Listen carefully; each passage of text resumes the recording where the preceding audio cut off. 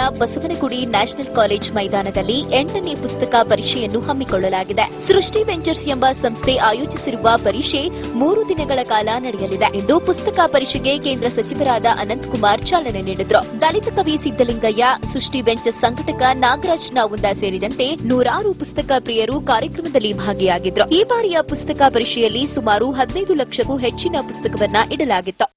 ಬೆಂಗಳೂರಿನಲ್ಲಿ ಆ ರೀತಿ ಪುಸ್ತಕ ಪರೀಕ್ಷೆಯನ್ನ ನಮ್ಮ ನಾಗರಾಜ್ ಅವರು ಮತ್ತು ಸಿದ್ದಲಿಂಗಯ್ಯನವರ ಒಂದು ಮುಂದಾಳತನದಲ್ಲಿ 8 ವರ್ಷಗಳಿಂದ ಮಾಡ್ತಾ ಇದ್ದಾರೆ. ನಾನು ಕಡಲೆಕಾಯಿ ಪರೀಕ್ಷೆನೂ ತಪ್ಪಿಸಲ್ಲ, ಪುಸ್ತಕ ಪರೀಕ್ಷೆನೂ ತಪ್ಪಿಸಲ್ಲ, ಪ್ರತಿ ವರ್ಷ ಅದಕ್ಕೆ ಹಾಜರಾಗಿರ್ತೇನೆ.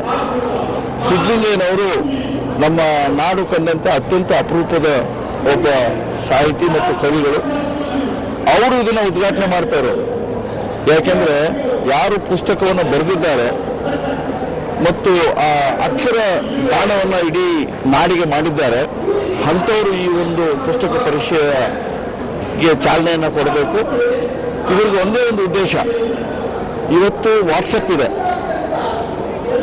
ಇಮೇಲ್ ಇದೆ, ಇವತ್ತು ಅದರ ಜೊತೆಯಲ್ಲಿ ದೃಶ್ಯ ಮಾಧ್ಯಮಗಳಿದ್ದಾವೆ. ಪುಸ್ತಕದ ಬಗ್ಗೆ ಯುವ ಜನತೆಯಲ್ಲಿ ಹೆಚ್ಚಿನ ಒಲವು ಮೂಡಿಸುವ ಉದ್ದೇಶದಿಂದಾಗಿ ಈ ಪರೀಕ್ಷೆಯನ್ನು ಹಮ್ಮಿಕೊಳ್ಳಲಾಗಿತ್ತು. ಇದಕ್ಕೆಂದೇ ಪರೀಕ್ಷೆಗೆ ಆಗಮಿಸುವ ಎಲ್ಲರಿಗೂ ಉಚಿತವಾಗಿ ತಮಗಿಷ್ಟ ಬಂದ ಒಂದು ಪುಸ್ತಕವನ್ನ ನೀಡಲಾಗುತ್ತಿದೆ. ಪರೀಕ್ಷೆಯಲ್ಲಿ ಸಾಹಿತ್ಯಿಕ, ಶೈಕ್ಷಣಿಕ, ಧಾರ್ಮಿಕ, ಕಥೆ, ಕವನ ಸೇರಿದಂತೆ ಅಕಾಡೆಮಿಗೆ ಸಂಬಂಧಿಸಿದ ಎಲ್ಲ ಭಾಷೆಯ ಪುಸ್ತಕಗಳನ್ನು ಸಹ ಇಡಲಾಗಿತ್ತು. ಇನ್ನು ಈ ಪುಸ್ತಕ ಪರೀಕ್ಷೆ ಅನ್ನೋದು ಪುಟ್ಟ ಮಕ್ಕಳಿನಿಂದ ಹಿಡಿದು ಎಲ್ಲಾ ವಯೋಮಾನದವರು ಕೂಡ ಓದುವಂತಹ ಪುಸ್ತಕಗಳು. ಪುಸ್ತಕ ಓದುವ ಹವ್ಯಾಸ ಹೆಚ್ಚಿಸುವ ಮನಸ್ಥಿತಿಗೆ ಸಾಕ್ಷಿಯಾಗಿದೆ.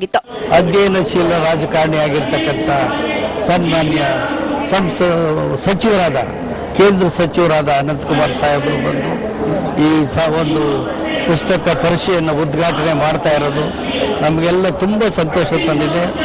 ಅವರು ಬಂದು ಕೂಡಲೇ ಕೇಳಿದ್ರು, ಪ್ರಾಚೀನ ಪುಸ್ತಕಗಳೆಲ್ಲಿದೆ, ಕನ್ನಡ ಪ್ರಾಚೀನ ಪುಸ್ತಕಗಳು ಅದು ಅವರ ಕನ್ನಡ ಪ್ರೇಮಕ್ಕೆ ಸಾಕ್ಷಿಯಾಗಿದೆ. ಅದರಲ್ಲೂ ಪ್ರಾಚೀನ ಪುಸ್ತಕದಲ್ಲೂ ಕೂಡ ವೈಚಾರಿಕ ಕೃತಿಗಳನ್ನೇ ಅವರು ಆಯ್ಕೆ ಮಾಡಿಕೊಂಡಿದ್ದನ್ನು ನೋಡಿದಾಗ ಅವರ ಒಂದು ಸಂಸ್ಕೃತಿ ಪ್ರೀತಿ ಸಾರ್ವಜನಿಕರಲ್ಲಿ ಓದುವ ಒಂದು ಅಭಿರುಚಿ ಮೂಡಿಸ್ತಕ್ಕಂಥದ್ದು. ಬಹುಶಃ ನೀವು ಇವತ್ತು ನೋಡಿದ್ರೆ ಒಂದು ಯುವ ಸಮೂಹ ಇಲ್ಲಿ ಒಂದು ಇಟ್ಕೊಂಡಿದೆ. ಆ ಯುವ ಸಮೂಹ ಇದೆಯಲ್ಲ, ಅದು ಪುಸ್ತಕದ ಒಂದು ಒಲವನ್ನ ಹೆಚ್ಚಿಸ್ಕೋಬೇಕು. ಅದಕ್ಕೆ ಇದೊಂದು ಪ್ರೇರಣೆ ಆಗಿದೆ. ಜೊತೆಗೆ ಸಾರ್ವಜನಿಕರು ಅವರ ಮನೆಗಳಲ್ಲಿರ್ತಕ್ಕಂಥ ಪುಸ್ತಕಗಳನ್ನ ನಾವು ಪರೀಕ್ಷೆಯ ಸಂಗ್ರಹ ಕೊಡ್ಬೋದು ಅನ್ನುವಂಥ ಮನಸ್ಥಿತಿಗೆ ಬಂದಿದ್ದಾರೆ.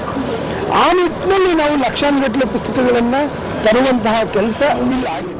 ಒಟ್ಟಲ್ಲಿ ಇಂದಿನಿಂದ ಆರಂಭವಾಗಿರುವ ಪುಸ್ತಕ ಪರೀಕ್ಷೆಗೆ ಮೊದಲ ದಿನವೇ ಸಾಕಷ್ಟು ಸಂಖ್ಯೆಯಲ್ಲಿ ಪುಸ್ತಕ ಪ್ರಿಯರು ಆಗಮಿಸಿದ್ದು ಪರೀಕ್ಷೆಯನ್ನು ಯಶಸ್ವಿಯತ್ತ ಕೊಂಡೊಯ್ಯುವಲ್ಲಿ ಸಾಕ್ಷಿಯಾಗಿತ್ತು.